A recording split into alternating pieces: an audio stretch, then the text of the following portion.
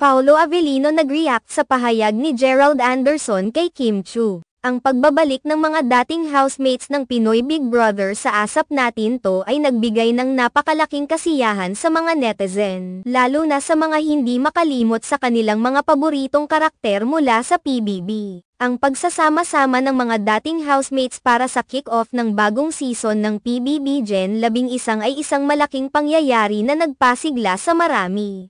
Ang mga tagahanga ng PBB ay hindi napigilan ang kanilang pagka-excite habang pinapanood ang makabayang reunion ng mga dating housemates ni Kuya. Ang pagganap ni Kim Chiu at Gerald Anderson sa iisang entablado ay tila nagbigay ng matinding nostalgia sa kanilang mga taga-suporta. Ang Kimmerld, na kilala sa kanilang tambalan noong panahon nila sa PBB, ay nagpakita ng kanilang kakaibang chemistry na tila hindi pa rin nalalayo sa mga mata ng kanilang mga tagahanga.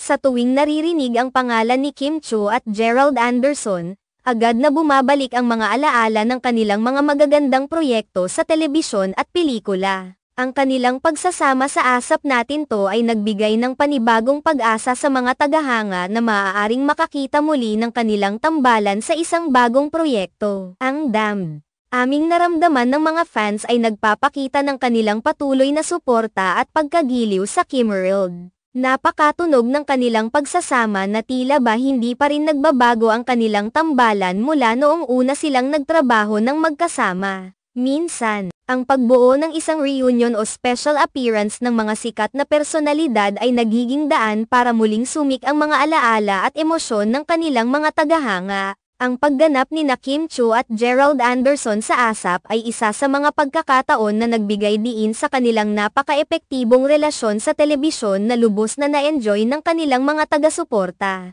Ang Kimmerld ay isa sa mga paboritong tambalan ng maraming tao, at ang kanilang pagbabalik ay tila nagbukas ng pintuan para sa pag-asa ng muling pagsasama sa isang proyekto. Sa kabila ng kilig na dulot ng kanilang pagsasama, may ilang netizens na hindi pabor sa ideya ng muling pagtatrabaho ni Kim at Gerald. Ang mga taga-suporta ni Paolo Avellino at Kim Chiu, halimbawa, ay tila hindi nasisiyahan sa mungkahi na sana'y magkaroon ng proyekto ang Kimmerld. Maaaring ito ay dahil sa kanilang sariling mga paborito o kaya naman ay dahil sa iba pang aspeto ng entertainment industry na nagiging sanhi ng hindi pagkakasunduan sa ilang mga fans. Ang mga taga-suporta ni Paolo Avellino ay tila may sariling pananaw at preference pagdating sa mga proyekto at tambalan sa telebisyon at pelikula. Ang pagkakaroon ng iba't ibang opinyon at panlasa ay isang normal na bahagi ng pagiging fan, at kadalasang nagiging sanhi ito ng debate sa pagitan ng mga taga-suporta. Ang ilan sa kanila ay maaaring hindi pa rin makalimot sa kanilang paboritong tambalan, kaya't nagiging mahirap para sa kanila na yakapin ang mga bagong development sa entertainment industry. Gayunpaman, hindi may kakaila na ang pagsasama ni Kim Chiu at Gerald Anderson sa Asap Natin To ay isang mahalagang bahagi ng pagdiriwang ng bagong season ng PBB Gen 11. Ang kanilang presensya sa entablado ay isang patunay ng kanilang patuloy na kasikatan at ang epekto nila sa kanilang mga tagahanga. Ang mga ganitong uri ng pagsasama ay hindi lamang nagbibigay kasiyahan sa mga taga-suporta, kundi nagiging pagkakataon din para sa mga artista na muling ipakita ang kanilang mga talento sa harap ng kanilang mga taga-subaybay. Sa kabuuan, ang excitement at kilig na dulot ng reunion ng mga dating housemates ng PBB ay isang malinaw na indikasyon ng kanilang patuloy na pagiging popular at mahalaga sa puso ng kanilang mga tagahanga.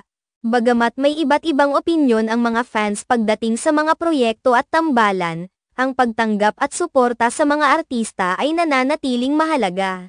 Ang Asap Natin To ay isang magandang platform upang ipakita ang muling pagsasama at ang patuloy na kasikatan ng mga artista, na nagbibigay ng kasiyahan sa kanilang mga tagahanga at nagsusulong ng pag-asa para sa mga susunod na proyekto.